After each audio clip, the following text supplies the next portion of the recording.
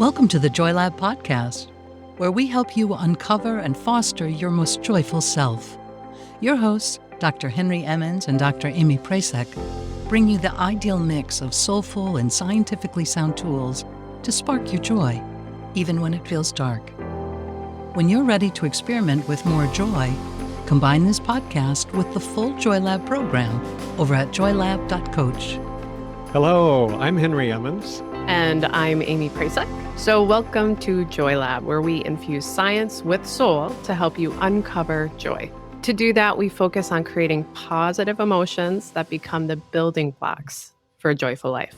So the theme of this episode is love. And though I really do like a cheesy rom-com, we're not talking about that sort of Hollywood image of love, but really the genuine, deep connection that we all long for. Shoot, I'm on board with that, Amy, but I was actually planning to use a cheesy Hollywood image of love just to start us off. Are you okay with that? Yes, the more the merrier with those. Okay. So I'm just going to describe for you the opening scenes of the movie Love Actually. And probably a lot of you have seen this, so you might remember that it opens with looking at people in an airport terminal. And they're just greeting each other so warmly and, with hugs and laughter and kisses and talking. And then over that, you hear Hugh Grant's voice. I'm not going to try to do a British accent here, but this is what it said. General opinion is starting to make out that we live in a world of hatred and greed. But I don't see that. It seems to me that love is everywhere. Often, it's not particularly dignified or newsworthy, but it's always there.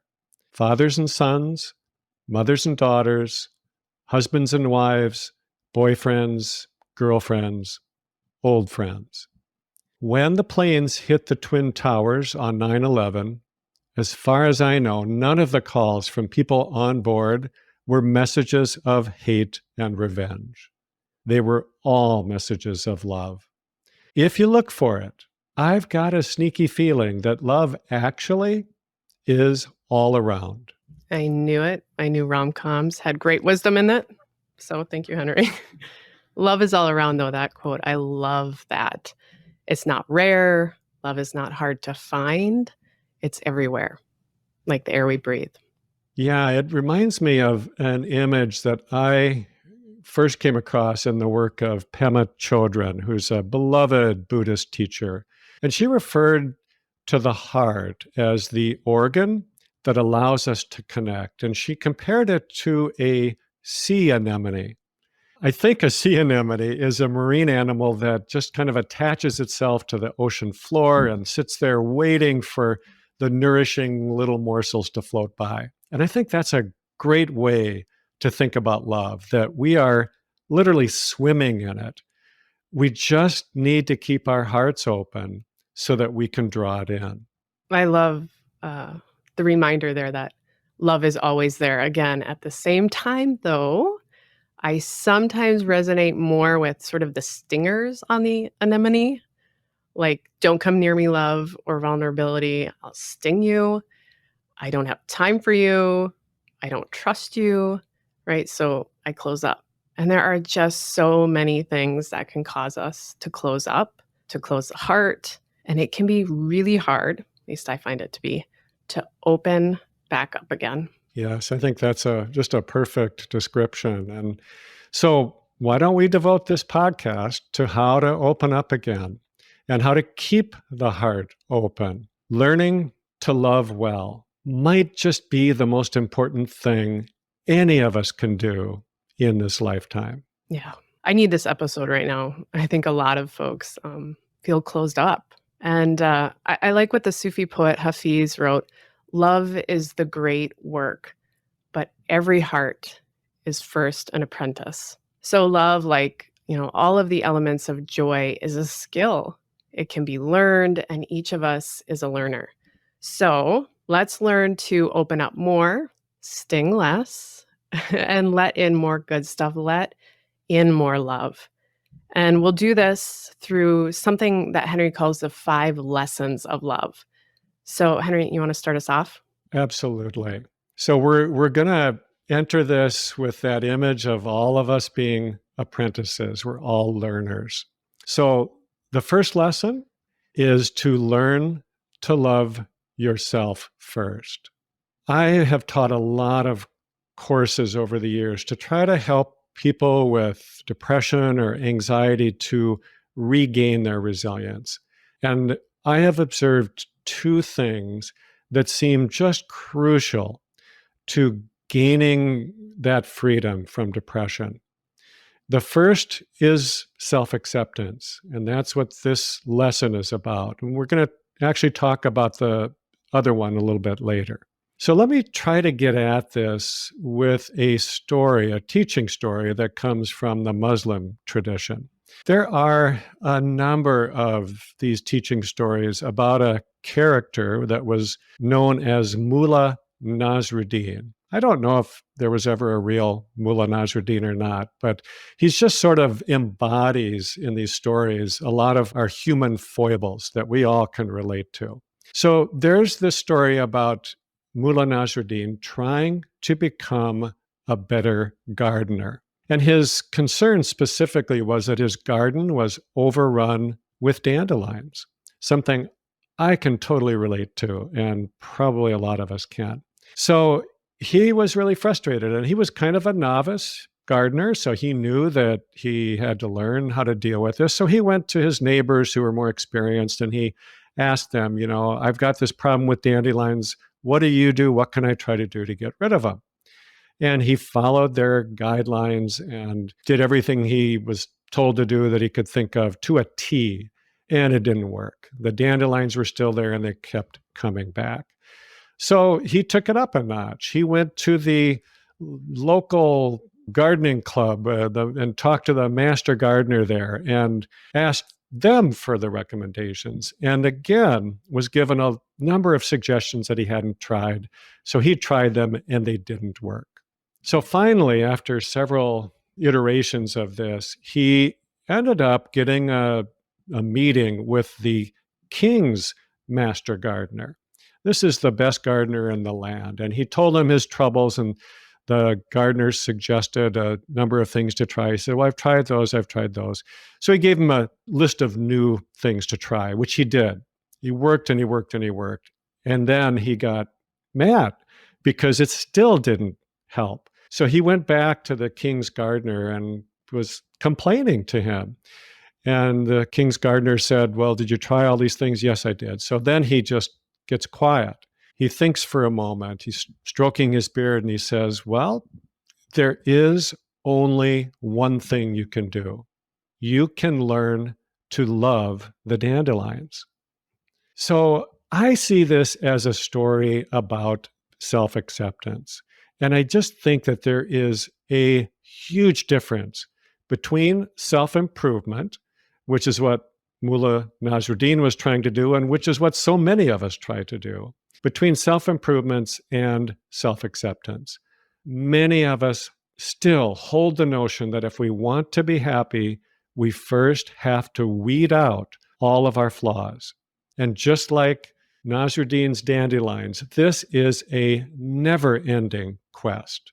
Now, of course, we could all use a little improvement, but it is an illusion to think that we need to fix ourselves first before we can love well or even be happy. You have to learn to love yourself first. Then your apprenticeship can continue. Yeah, let's continue to lesson 2. So learning to see the innocence in others. So at least for me, this can seem like sort of an impossible grand gesture when we encounter so many people in daily life. And it's really easy, or at least I find it to be, it's easy to make harsh and unfair judgments on folks. So I want to share a story and a strategy that has helped me, I think as Dr. Leo Marvin would say, to take baby steps with seeing the innocence of others. So I hope others find it helpful as well. All right, so here's the story. I was giving a talk at a respiratory health conference, and we had a listening session for folks.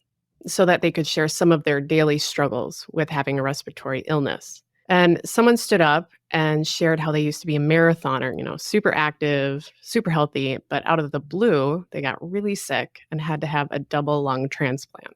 So after transplant and lots of PT, they had those strong legs back, but they couldn't walk further than about 100 or 200 feet without having to stop and catch their breath for a few minutes.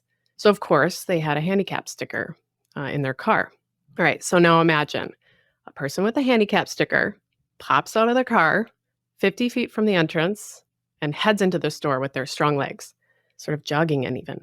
But once in, they have to sit down for like 5 minutes, overcome with exertion, needing to rest. But you just saw those first 50 feet. And so if you're like me, I would sit in my car and start like this angry monologue about that terrible person, right? What a jerk. Taking a handicap spot, they didn't need it, et cetera, sort of down this path. So now this person wouldn't hear my hateful words, but maybe catch that mean stare that I was giving them, or just feel my terrible energy toward them. And as we've all probably encountered, some folks would yell out of their car windows, like some really terrible stuff. So no matter if it was audible, this person felt these assaults daily or heard them. So as the person was sharing the story, they were crying, just weeping in front of all of us in the audience. And then I started crying. And I'm realizing at that moment that I've caused or contributed to this unfair pain that this person had and to others for no good reason, and probably thousands of times.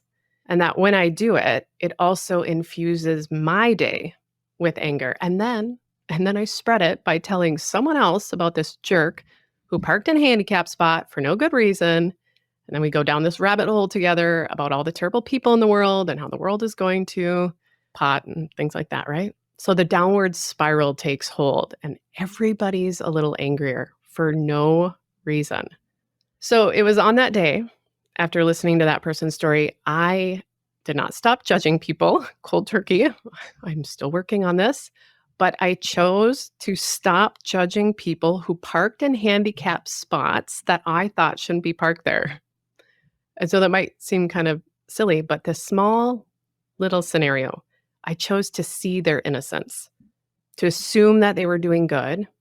They should be parked there, that they were doing the best that they could. It was just one easy thing for me to do to stop a pattern of unfair judgment and anger that would build on itself, stew in me, and then I'd transmit it. And what's interesting, by changing just this one pattern, now here's the upward spiral in action. After a few successful encounters with that change, I wanted to choose another simple pattern in my life where I was quick to judge, and that would cause me to hold on to unhelpful anger. Then I chose another and another, right? So right now I'm working on mom shaming. But like all of these little moments, all these little shifts, they add up and they help me open up. Wow, that's a great story. And I really do believe that every one of us is doing the best we can at any given time, even when it doesn't look that way. And I think that when we can see others for who they really are, it also sends a sort of reflection back to them. It helps them to better accept themselves. As somebody once said, life is so hard. How can we be anything but kind? So you have to learn to see the innocence in others. So lesson 3 then is learn to be vulnerable. And I want to share a personal story that taught me a lot about vulnerability. This happened about 12 years ago, after my mother died. And she was quite old and she was probably had been ready to die. It wasn't a particularly difficult or sad death. And I had a really kind of clean, good relationship with her. So I wasn't filled with a lot of the feelings that we sometimes struggle with. It was a relatively clean sense of loss. But it just so happened that she died 2 days before I was supposed to give a retreat. And there were people coming from all over the country who had already bought their tickets. Some of them were already here in Minnesota. And I just was struggling with, what do I do? Do I come and facilitate this workshop or not? And so I was really trying to figure that out. And I talked to my co-facilitator, and I talked to my wife about it. And then I thought, what would my mom have wanted me to do? And I know without question, she would have wanted me to go ahead and do this. So I did. I made all the arrangements I needed to for her body being taken care of, her funeral arrangements. And then I went to this retreat center, and I got there a little late. So I missed the opening session, but I came right after supper that night, and we had another session. And my colleague had told everyone why I wasn't there initially, so they weren't surprised, and I think they were happy I was there. So I just sat down in front of this group. There was about 40 people kind of forming a big circle, and I sat right in the middle of this, and I started to share my story, much like I just shared with you. And then I started to cry. I could not speak anymore. And I just sat there. I hadn't cried yet since she died. And I didn't think I was going to. I didn't realize that was there. But once it started, I could not stop. And I sat there just with the tears flowing for probably 5 to 10 minutes. Seemed like a long time. And then finally, someone in that group stood up and said something about when their mother died. And then another person stood up and shared a story of their loss. And it was just such a remarkable, deep opening of all of us in that circle. And I didn't know these people. I was clearly vulnerable. I was open with a group of people I had essentially never met before. And it was beautiful. It was magical, really. And the entire weekend kind of stayed that way, with a sense of depth and openness and sharing that I had never experienced before in a retreat, and I don't think I have since. So, we don't always have an experience like that to open us up, but we do have a lot of things that are capable of doing that if we can allow it. And when we can be open, when we are permeable, it deepens us, it softens us. And I think if we can let it, it can even wake us up. So you have to learn to be vulnerable. It can be hard to be vulnerable. Your story is good inspiration, though, Henry, to sort of step into that vulnerability. And actually, we have some really great experiments in the Joy Lab program that work with vulnerability, particularly for this element, but in many of the other elements as well. So there's so much there. And Henry, your story connects also sort of with this next lesson of the heart, which is learning to listen deeply. And your openness and vulnerability after your mom's passing really created this great opportunity, I think, for you to be genuinely seen and heard. And I wonder if that's why the experience was so magical. It's interesting too how deep listening affects both those who take it in and those who are sharing. I really love how poet Marilyn Nelson sort of discusses this. She proposes this idea of communal pondering, which I think connects with this idea of learning to listen deeply, that we connect with one another, that we create as we listen. And she talks about that in that deep listening, poetry arises. And I see poetry as ritual and healing and connection that all arises as we listen. And so really, you have to learn to listen deeply. And we'll do some practices as well for that in the Joy Lab program. So that brings us to lesson 5. Learn to create a house of belonging. So I mentioned earlier that there were 2 factors that I thought made the biggest difference in those who really really changed their relationship with depression compared to those who weren't able to. And this is the other one. It is that ability to get outside of ourselves, to connect more deeply with others, and to create a deeper sense of meaning within ourselves.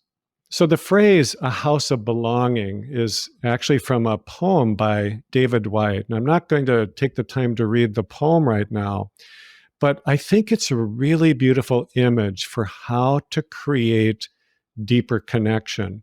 And one of the things I like about the image is that this notion of building a house, if any of you have ever done that, there are so many parts to it that kind of flow from the preceding part. So it's a process, and it begins really with an idea, a thought, an image in your mind of what you want to create. And then that becomes a blueprint that is followed very, very closely.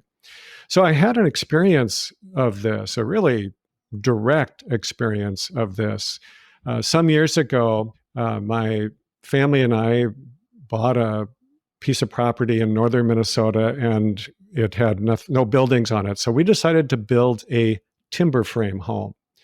And for those who aren't familiar with that, if you've ever seen like an old-fashioned Amish barn raising, that's timber framing. It's creating the structure and then raising these posts and beams up sort of together. A whole wall comes up, and you need a lot of people to do this. You need a community to do this.